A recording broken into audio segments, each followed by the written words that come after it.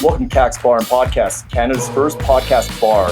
What that means is you can come here for food, you can come here for drinks, you can also come here and record a podcast. Come on down, we're located in downtown Calgary, Alberta in the Beltline area. See you soon.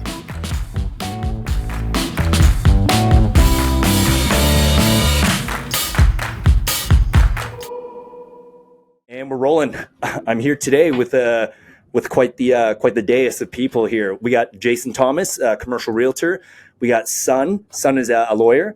We got Dillon. Dillon is an articling for Sun, so he's going to be a lawyer here. We got Maura, mortgage specialist, and then we got Tony, a CPA, chartered professional accountant.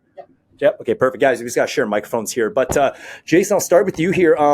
This idea came about like closer to summertime. Me, Jaison, and Sun, we were talking about like them coming on the Kaks Bar podcast show, just to discuss, talk about the world of realtors as well as lawyers. But Jaison actually has a little bit of ambition. He's gonna maybe do a real estate podcast show himself.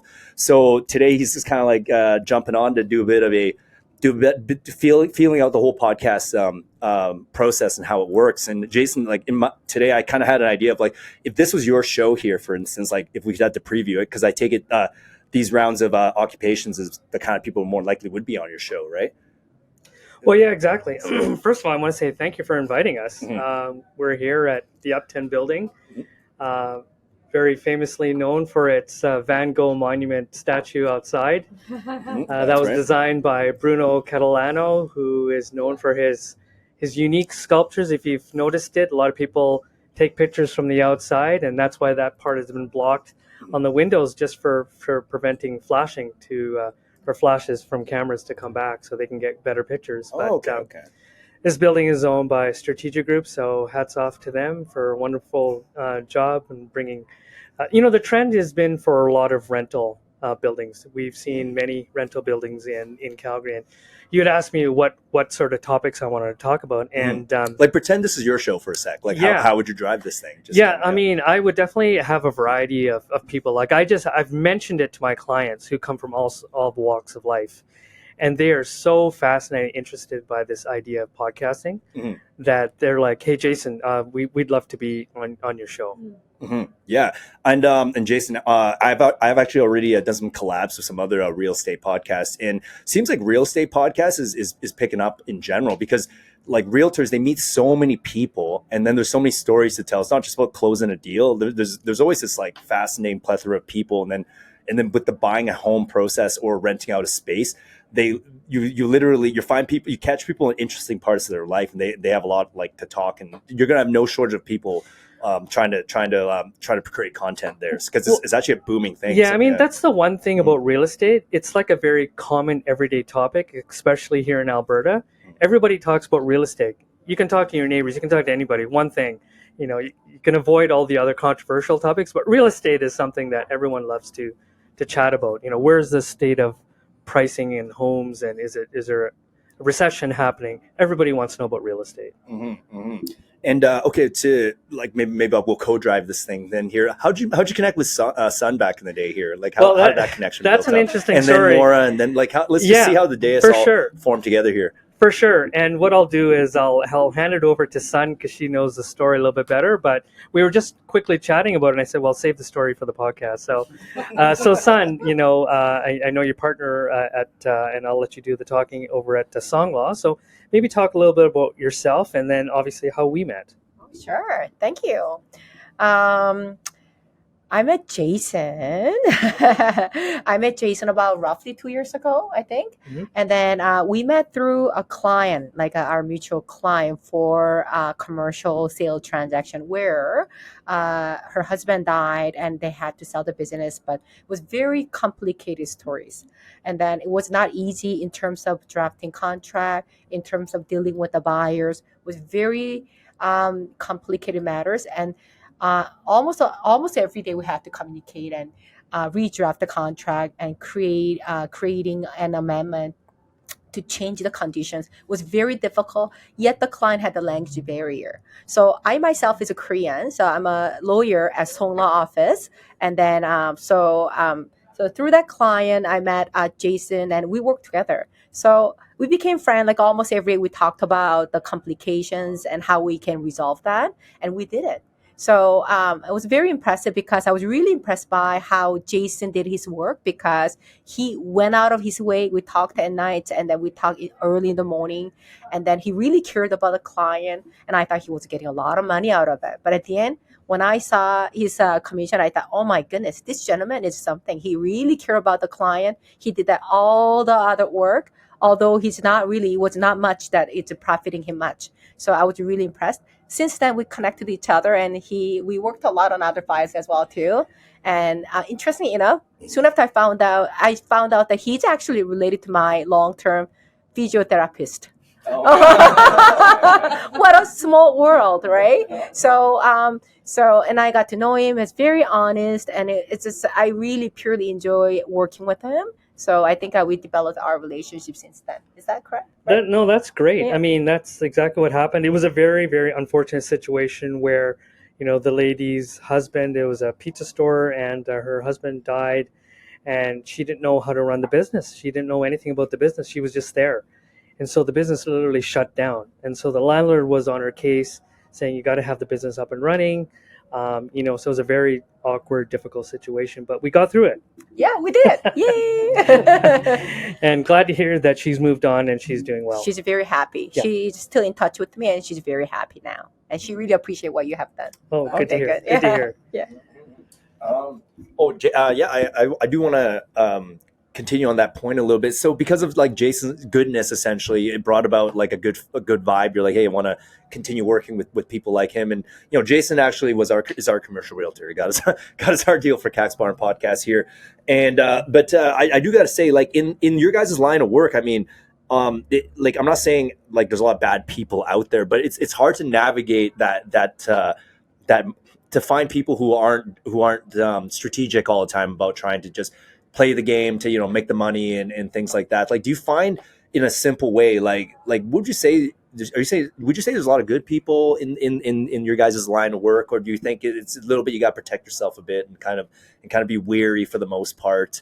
Like that is, I know it's a very broad question, but when you're dealing with lawyers, real estate, big money, deals, things of that nature, it activates all parts of the human nature, and it kind of gets revealed in its fullness. These kind of processes is something I've learned as well. Well, I mean, I can speak for just the real estate industry because I practice both commercial and residential real estate. And, there's going to be, bad characters in any industry. That's just how it is. I've set my business up, and I remember it's been like 15 years now, but I set it up with a purpose of strong fiduciary duty, making sure that I'm representing my clients and making sure their best interests are at heart, not short-term profits. And it's bode well for me. I mean, my business has just exploded over the last few years.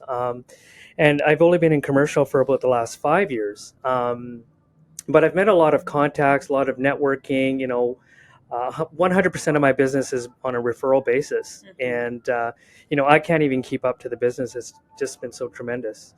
So, Sun and the others can talk about their professions, but, at the end of the day, I want to make sure what's best for, and the pizza, story is a good example of, where a lot of people might just call it quits because of the language barrier. That was a big barrier. Or, for example, the commission issue, but, I wanted to do what's best for her. And that's, I'm glad everything worked out. Mm-hmm. Glad to hear. Let's move along here though. Maura and Tony here. Can we introduce yourselves and kind of maybe explain how you guys got to know Sun and Jaison, and also, I mean, Lizzie's first time being on podcast here. I mean, Yes, absolutely. So we were just briefly talking about how we met earlier, and it is such a small world because everybody is connected in one form or another. And so I had met Sun through a mutual client of ours. It was a client that we were trying to get financing approved for. Unfortunately, we were having some difficulty, but I was determined to get it done because I believed in the deal. I believed in the client, and I knew that there was a way to make it work for her. And lo and behold, we did. And Sun was with us along the way, and that's how we had that first transaction that we've had together. I really connected with Sun because she worked the same way that I did. She really, really took care of the client's needs ahead of, what time it was or how much, she was going to earn from that deal. It didn't matter. That doesn't matter. And I speak to that in everybody in this room because we all work collaboratively. Just to answer your earlier question, there's some, bad characters out there, absolutely. But I think the common denominator about everyone in this room is that we care about the client, and we go above and beyond, and that's what makes the difference. That's what makes lasting relationships. So I've really enjoyed working with Sun at this point, and we are now increasing our networking. We are collaboratively working together and just having an amazing time doing it. So, yeah, thank you. Perfect. Tony. I'm Tony. I'm one of the partners at Shen Chartered Professional Accountants. We have 3 locations, one in Calgary, one in St. Albert, and one in Vancouver, BC. I've met Sun through one of my mutual clients who was a realtor. They were dealing with a non-resident who was trying to sell their property in Canada, and there are tax withholding consequences. For us, our service is really based on understanding the client and providing quality service, getting to know them, and providing a custom solution. We were able to find ways for them to find an exemption for them, so they were able to get all their tax money back, and they were able to get the money back in a very reasonable amount of time. I really enjoy working with other professionals who are genuine, who are good at developing, understanding the client, and not treating them like a transaction. So I think everyone in this room going forward is definitely some people I would be interested in referring work to. Oh yeah. So sorry to cut you off. I do gotta say, absolutely. Everything you guys said so far makes me super happy to hear, because it's true. Like, Sun knows I'm not gonna get into so many details, but when you meet people going through these kind of transactions, and they're going through a lot in their life, like Sun definitely dropped the lawyer mode for there and became my therapist for a session, and we sorted out some things, and it just warms my heart knowing there's good people trying to do the right thing for this line for these lines of work, because right now the world's in a very twisted place, and you just all you see is a lot of people kind of how can I put this, trying to save their own ass, if you will, in each of these realms. But I find if you're around right people with the right intention, things kind of either a solution presents itself that's the proper solution, right? I'm just trying to say, if you have the good intention, I think these complicated matters have a way of working themselves out. I've seen unfortunately a lot of shady stuff happening left, right, and center, but I do feel safe dealing with Sun and Jaison and everything like that. And I think that's the main key is finding people in your guys' line of work that you can tell is literally not like Lucifer wearing a suit walking around.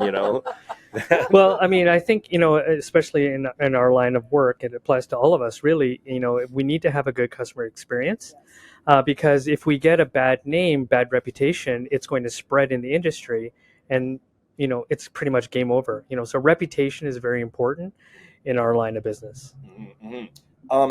How do you guys separate your emotions from what you guys do as a living? Because you guys could be dealing with, for instance, the pizza person, right? Like when she was probably going through a crisis, essentially. And how do you not get dragged in there yourself, energy wise? You kind of know what I'm asking, because when you're trying to help someone through these deals, their life might be in a complete chaos, but you're kind of you're completely immersed in it now.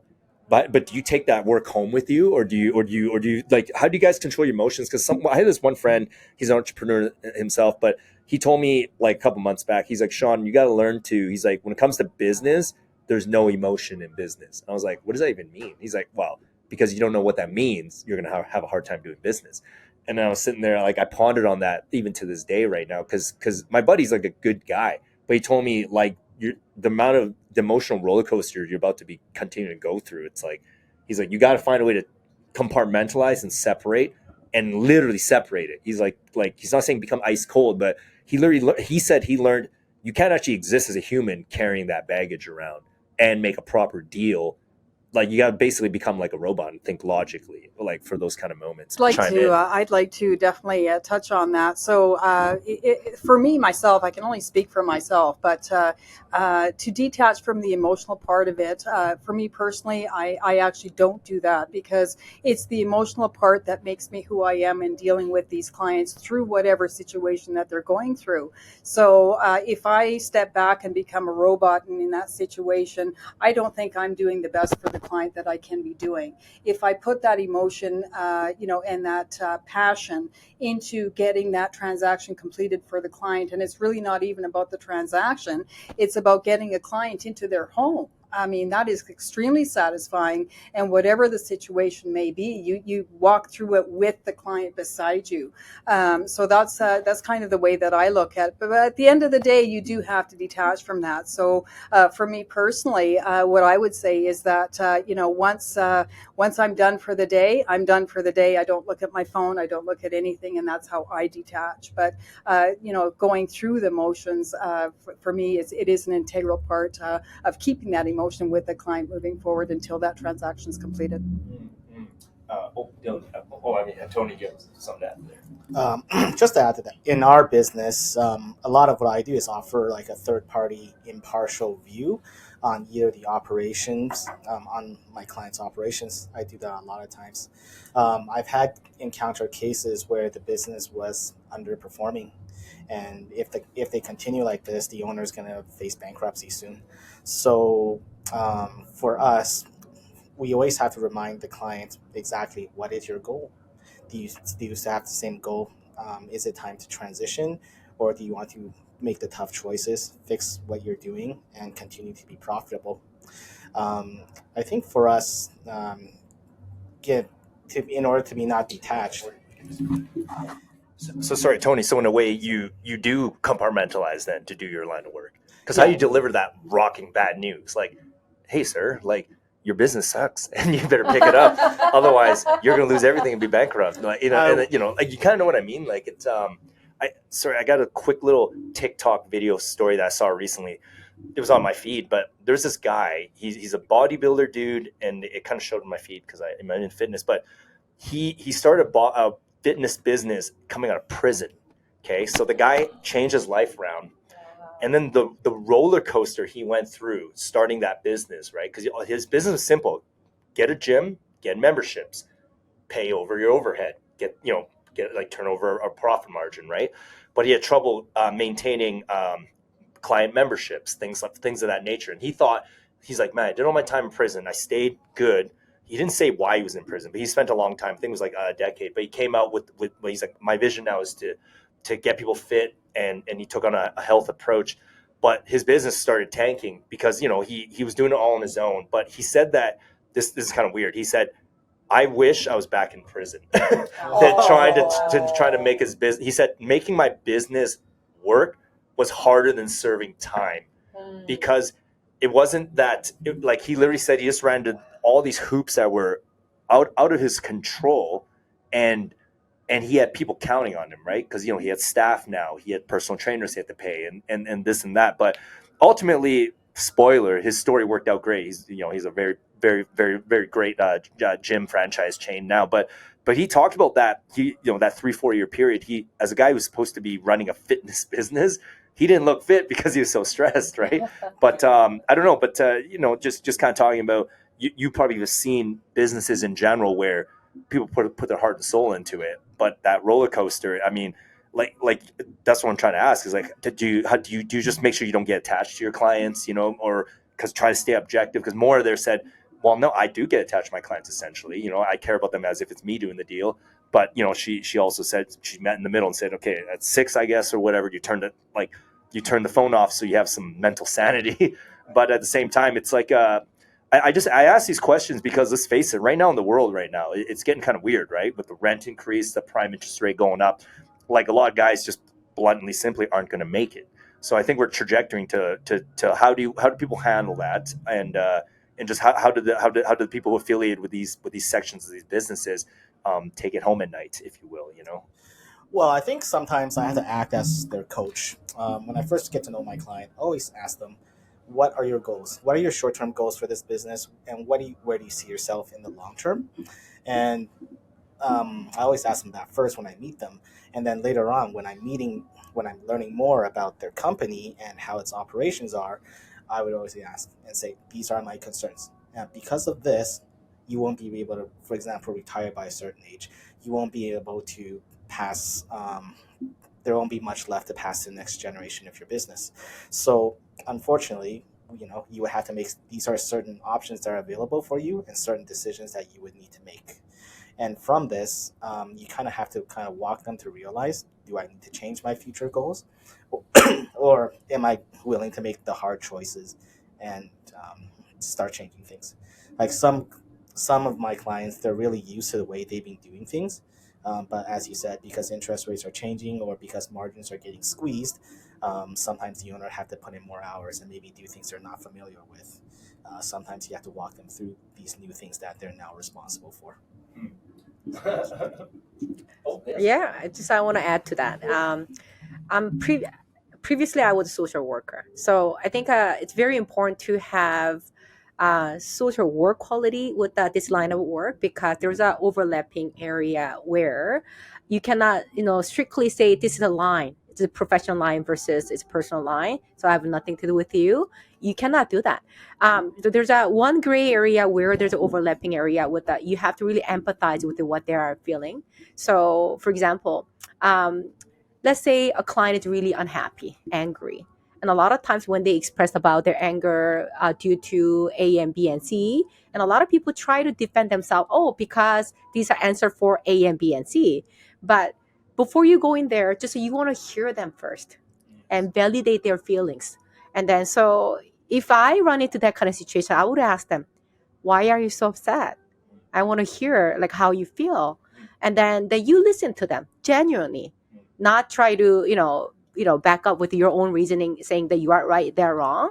And then you want to empathize and validate their feelings first and see where they are coming from. Doesn't matter whether it legally makes sense or not. You want to hear about it, then you become a lawyer later, right? And then I know, Shawn, you and I have one session too, right? So I think any of my clients have sessions with me. And then because we have to serve client at a personal level, not necessarily legal level all the time or professional level, because you're a human being, right? Yeah. Oh, Jaison, yeah. Yeah, I was just going to say, I really love what I do. I've been in many other professions before I got into real estate, but real estate is what I really enjoy. From the residential side, we're dealing with people that are making the biggest decisions, one of the biggest decisions of their lives. From an investment point, probably the biggest. And so I take that responsibility seriously. And on the commercial side, I deal with a lot of mom and pops, a lot of entrepreneurs like Shawn and Cass. And, these are big decisions, and these are, big things that they're going through in terms of business planning. And it's like we have to kind of wear multiple hats. I find anyways in real estate, we have to be kind of like a coach. We have to be obviously a good realtor on top of compliance. And although we work with lawyers, we have to know a little bit about the law. We have to know a little bit of everything almost, right? And residential is so different than commercial, but these people trust us. There's a very high trust level, and so it's very important that we show that value back, and that we do our job properly, and that we're informed of the latest changes in regulatory and so forth. And so it is a big responsibility, and I take it very seriously. But I always have fun with my clients as well. But yeah, I think it's important to note that we there are some separations. In my role, my phone is on all the time. I know. I've literally had texts at like 5:30 in the morning. Excuse me. And I think debate. I interrupted multiple of your bubble bath sessions. I debate whether I should respond right away or not, because I don't know if I'll scare my clients if I give a quick text back at 5:30. They'll think, what is this guy doing? He's always on the phone. But, at the same time, I really show that high touch, high professionalism, as if they're my only client. But the fact is, we're juggling 20, 30 clients at any one time. And so it's really hard because we're spreading ourselves so thinly. But at the same time, we have to show that they're our only client and dedicate everything to them. And that's tricky to do. There's a lot of people, for example, in our field that just they don't know how to do it. They can't manage that. And so they're not as successful, for example. It is true. Most people I know, they ultimately buy a home. They felt safe, like interacting with that person, like they like them essentially, right? Like likability is a big thing. And I don't mean like become fake and likable, but I just mean like you're likable when someone feels like you actually care about them, and trust me, like, like we've had other leads, if you will, but we settled on you for a reason too, like we just, well, also a mutual friend, Rish, shout out Rish, so it's like so yeah, it is important. I'm gonna parlay into, it's a similar topic, but I kind of want all you guys' opinion on what I'm about to ask, because like I feel like Calgary can still foster this kind of goodness, if you will, within these lines of work. But when I look into the history of, like, for instance, like I say what you will about Donald Trump, okay, but if you take a look at his history, that New York residential world, and people sometimes ask, like, why is this guy the way he is?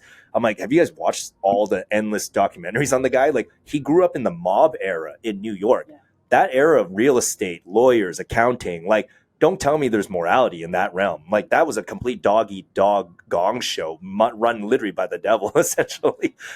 So, but what I'm trying to say is that, like, do we find, like, to keep up this level of, this level of morality, if you will, in these fields of work? Like, do you think it can even be done if a city continues to expand rapidly? Because after a while, like, some of these areas, there's just so much money on the line, so much just big business that literally correlate, whether we like to have it or not, believe it or not, but it correlates directly with, like, a country's inner workings, total inner workings, like just what I'm saying is, I don't think this could be applied to a super big city. I think it becomes a whole different jungle.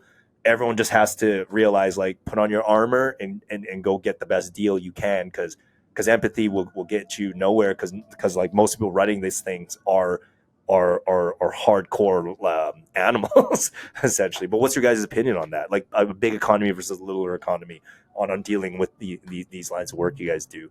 On that, and anyone else, please feel free to jump in.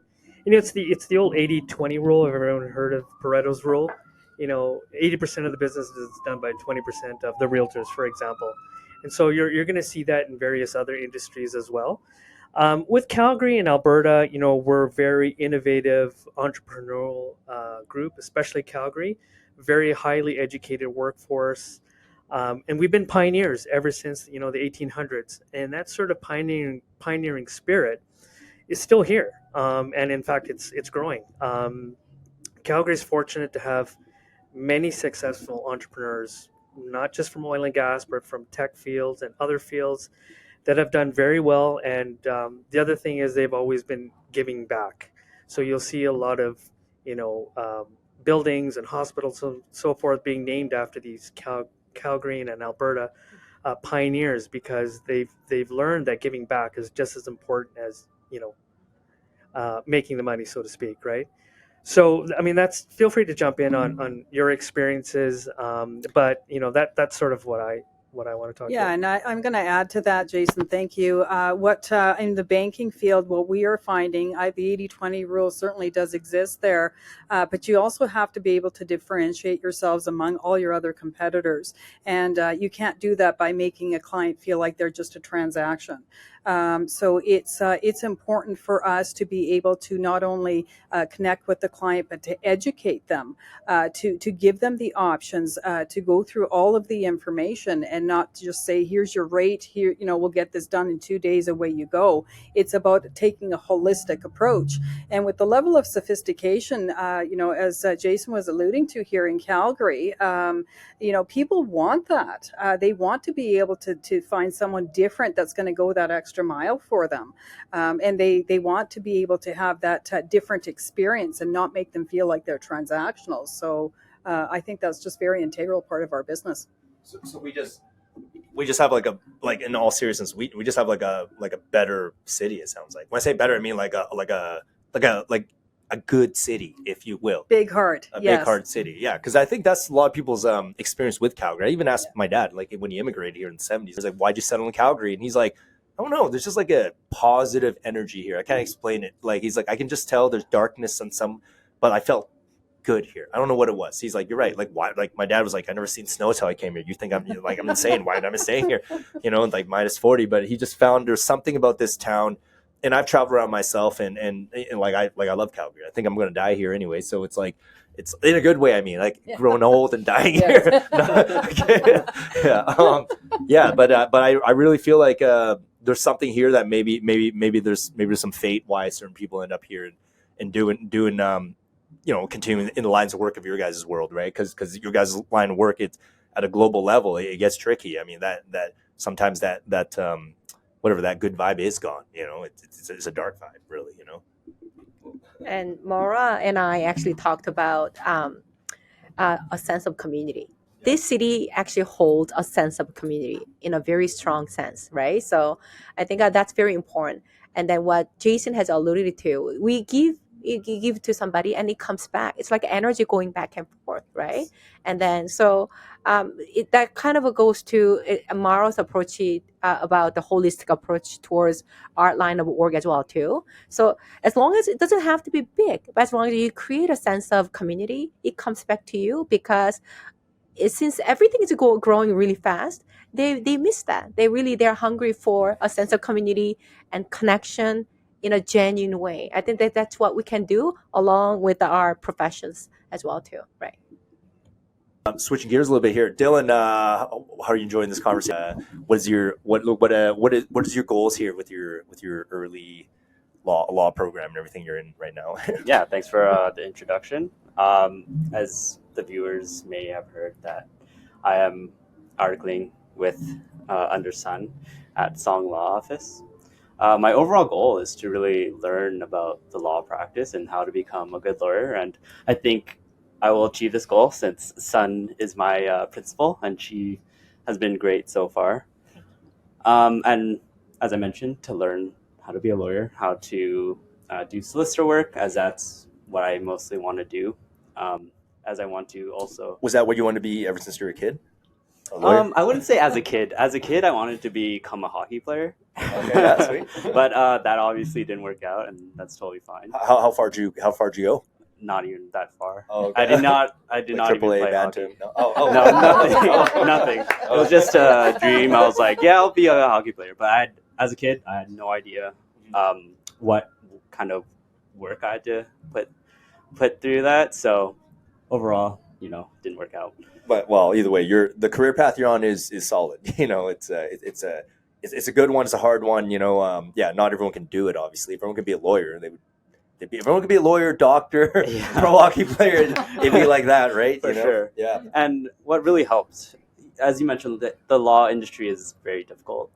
But as mentioned by the others today, the community here has been really great. I've never met any lawyer who has been negative and always have supported me and helped me, especially when I was trying to look for an articling position.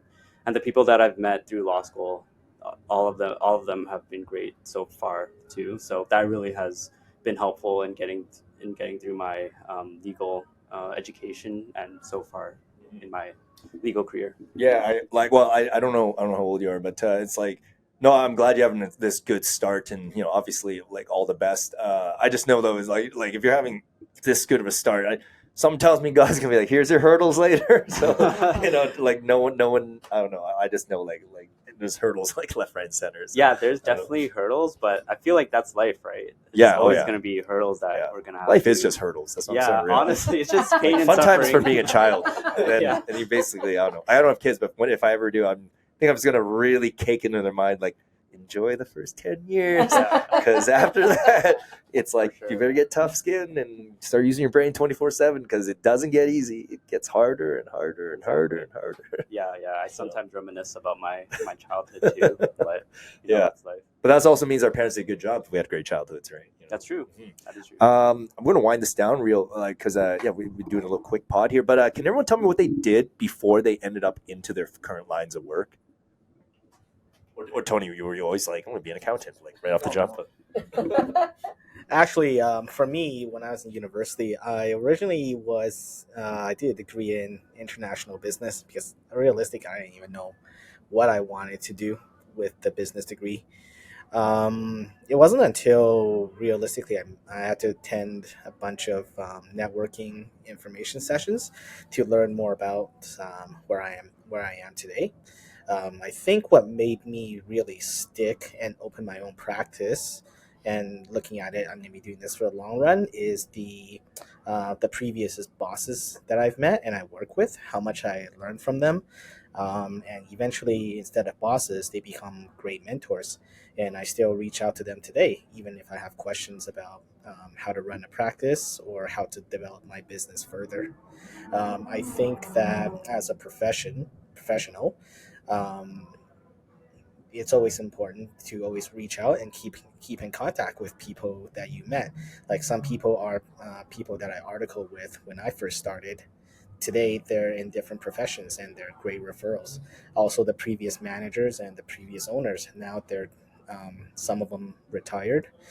They're now like very great mentors, and they tell me as my business grows, what types of hurdles will I face. So I'm really appreciative that I'm still in touch today, and I'm still getting great advice. So Tony, you're saying like essentially you had such a great experience with the people ahead of you, like helping you out, that you found this line of work, almost like you want to do it too because you saw how awesome the people that made a difference in your life were.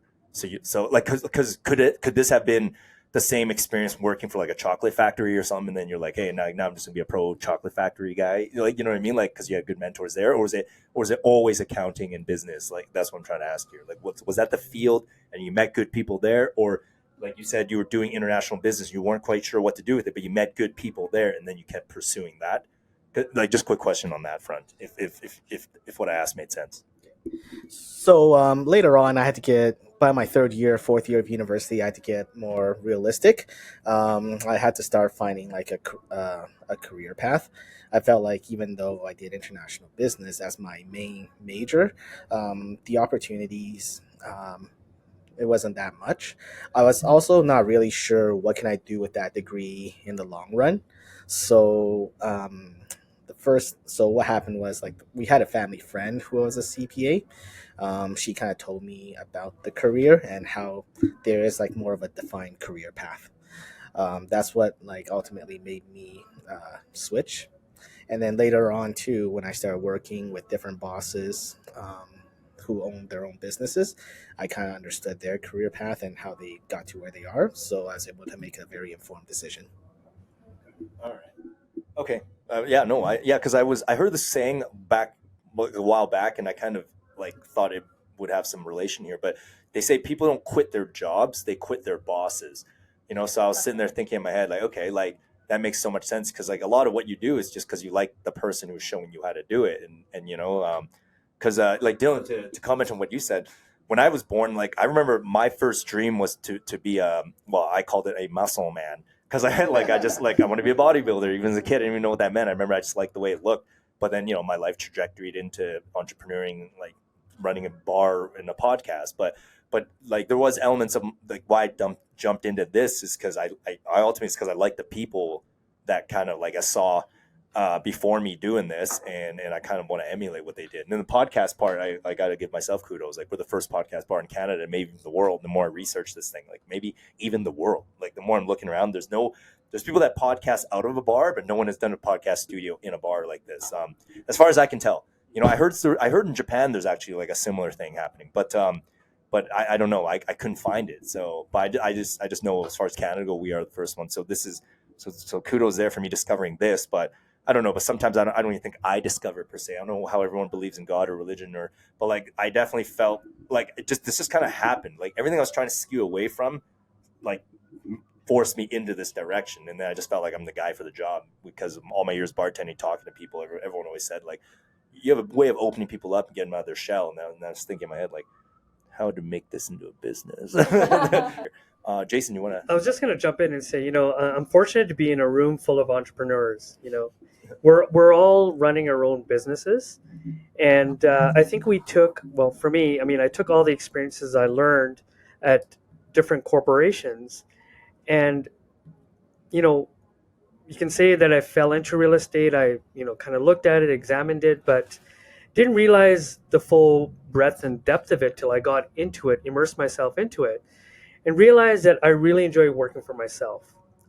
There's definitely pros and cons, there's ups and downs, but just working for myself, being in an environment in a city where there's a lot of entrepreneurs, you're meeting people like yourself, Shawn, who's been in the industry for many years and now decided you and Cass wanted to, break out of that and saw an opportunity and ran with it. And sometimes you're just kind of running it as it goes. Yes, we need a business plan, all that vision, but a lot of times you're just learning on the fly.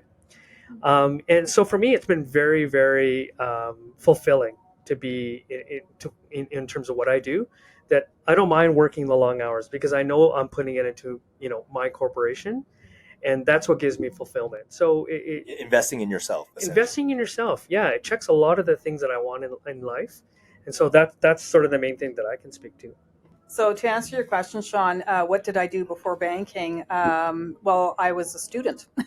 So I started banking at a very young age and pretty much been in banking all my adult life.